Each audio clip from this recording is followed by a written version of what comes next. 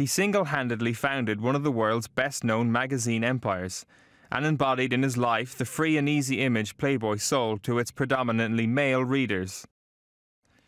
The creator and face of Playboy magazine, Hugh Hefner, has died, aged 91. Born in Chicago in 1926, Hugh Marston Hefner was born into a strict Methodist family.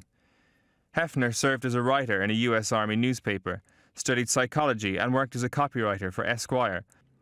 In 1953, he borrowed $8,000 to launch the first issue of Playboy, including $1,000 from his religious parents, who did not approve of its content. Describing it as a lifestyle magazine with sex as an ingredient, Playboy's marriage of intellectual articles and beautiful women tapped into a new post-war male market, selling 1 million copies by 1960. The magazine, it's not a sex magazine. If it had been, it would not be as continually as popular as it is today. Hefner lived out the fantasy that for most men only existed between the pages of Playboy. Swilling cocktails at premiere parties with his iconic Playboy bunnies, the young women who appeared in his magazine seemed to flank him everywhere. Playboy and Hefner himself were engines of the 1960s counterculture, rubbing against the grain of polite, prudish society. Hefner was a strong advocate for gay marriage and civil rights, even losing sponsors by inviting black guests to his public parties. In the 1980s, Playboy's fortunes dipped, struggling against more explicit competitors, and briefly revived in the 90s with cable TV.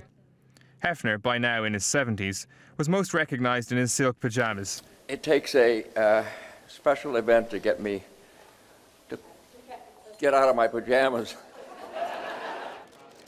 He played host to celebrities and TV cameras at his Beverly Hills home, Playboy Mansion, throughout his old age.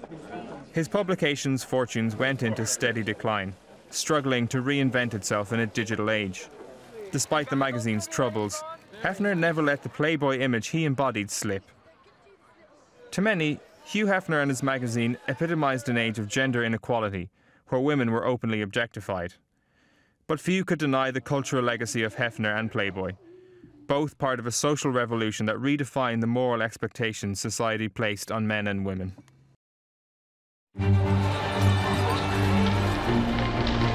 The President of the United States, Donald J. Trump. The fundamental question of our time is whether the West has the will to survive. This is an historic moment from which there can be no turning back.